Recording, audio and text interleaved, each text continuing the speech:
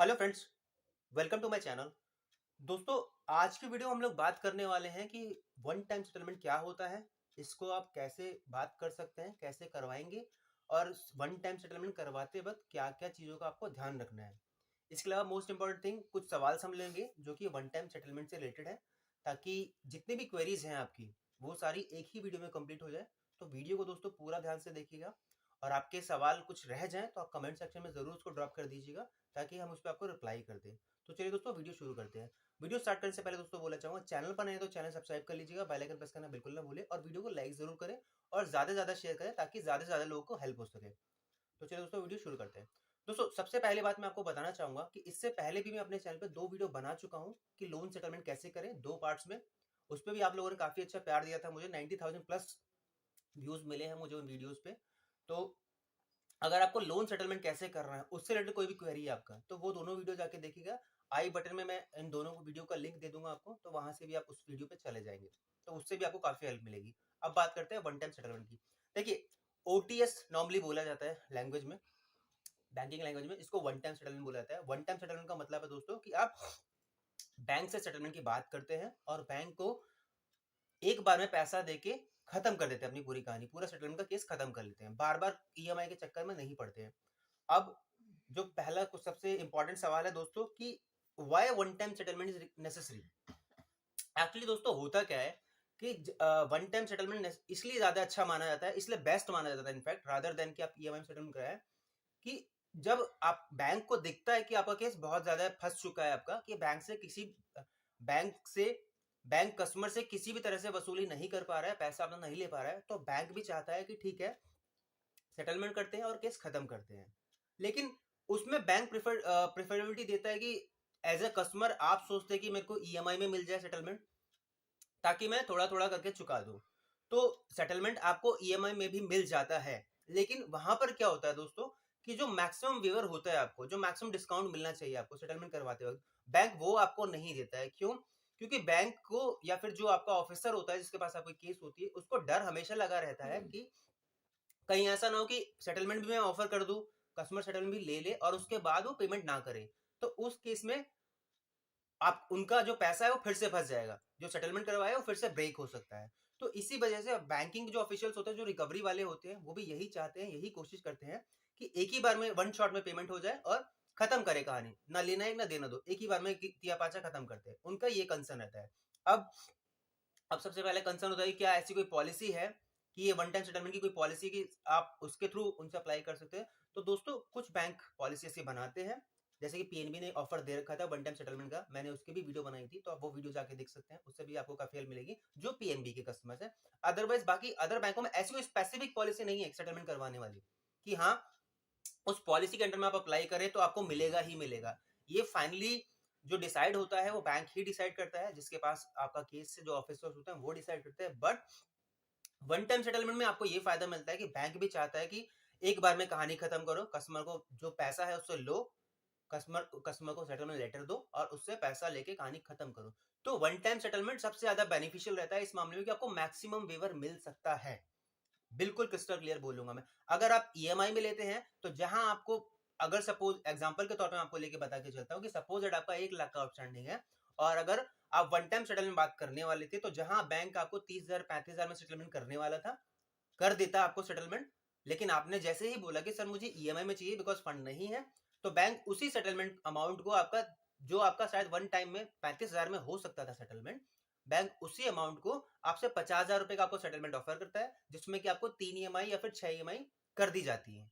तो क्योंकि उस वक्त जब वो आपको ईएमआई दे रहा होता है, तो उस वक्त वो एक रिस्क रिस्क उसको लेना पड़ता है कि अगर किसी भी तरह से आपकी ईएमआई बाउंस हो गई तो आपका केस फिर से खराब हो जाएगा और जिसने अप्रूवल करवाया है उसकी लंका लग जानी है, जो सिंपल वे में आपको बताता हूँ। तो इस वजह से जो रिकवरी वाले होते हैं वो भी कोशिश करते हैं वन टाइम सेटलमेंट ही करें, ईएमआई में ना पड़े। और ईएमआई में अगर मेरी आप सलाह मानेंगे तो ईएमआई में आप भी मत पड़िए, वन टाइम सेटलमेंट की बात कीजिए और पैसा अरेंज करके उनको दीजिए।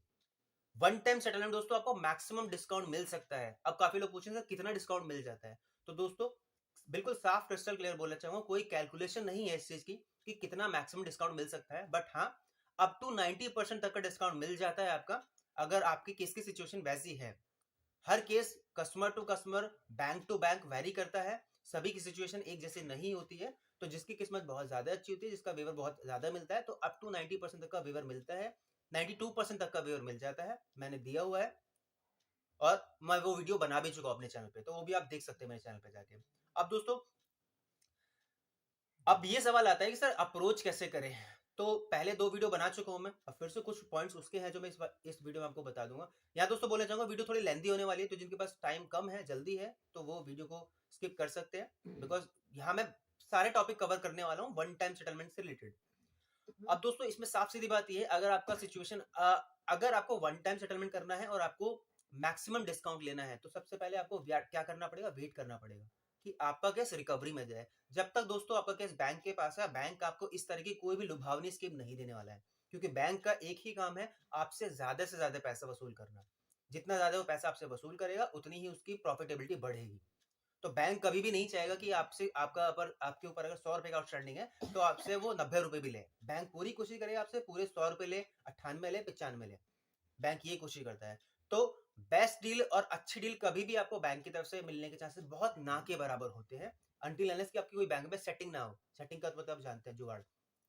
अदरवाइज अगर आपको मैक्सिमम वीवर चाहिए, तो आपको तब तक इंतजार करना पड़ेगा जब तक आपका केस रिकवरी में नहीं जाता है, बिकॉज रिकवरी वालों के पास पावर होती है किसी भी हद तक जाकर डिस्काउंट दिलवाने की, क्योंकि उनको आपका केस क्लोज करना होता है। जितना बड़ा आउटस्टैंडिंग, उतना ज्यादा उनके पास चांसेस होते हैं कि वो उतना अच्छा वेवर दिलवाए। अब आउटस्टैंडिंग कम है अगर, तो उसमें भी चांसेस कम रहते हैं कि बहुत अच्छा आपको वेवर मिल जाए।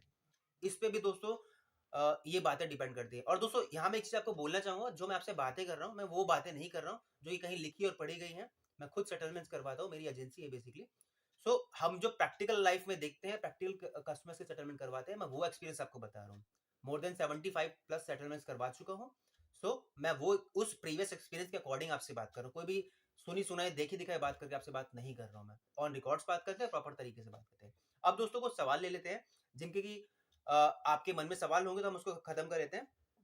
अब पहला सवाल जैसे नॉर्मली होता है कि how do I get my one time settlement. तो सिंपल है, आप वेट कीजिए, रिकवरी तक आपका केस जाने दीजिए। जब रिकवरी वाले आपको कॉल करेंगे, तो उनसे बात कीजिए, उनको बोलिए मेरे को वन टाइम सेटलमेंट चाहिए, और उनसे जो बेस्ट से बेस्ट डील हो वो लीजिए। अब डील कैसे लेनी है आपको, आप अपने एंड से ऑफर कीजिए 20%, और उसके बाद स्टिक उसके उस अमाउंट पे स्टिक रहिए, और देखिए रिकवरी वाले कितना टूट सकता है। आप 20 पे टिकेंगे तो रिकवरी वाले टूटते टूटते 20, 22, 25, 30 पे आके रुक जाएगा।